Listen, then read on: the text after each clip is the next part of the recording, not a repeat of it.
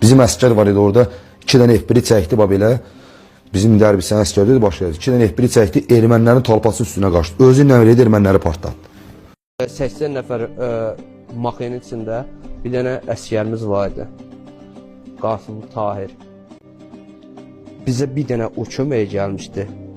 Komandir nə deyib ki, komandir siz gedin. Mən onsuz da şəhid olmaq istəyirdim. Yəni çox mərd əskər idi. O əskərimiz də özünü partlatdı ermənidən beraber. Cənab General Mayor Polat Həşimov şəhidimiz bizim postda Ağçınqıl döyüş mövqeyinə gəldi, əskərlərimizlə bizlə söhbət elədi. Can olmamızı tapşırdı. İnşallah tezliklə torpaqlarımızı azad edilməyi, azad edəcəyimizi dedi.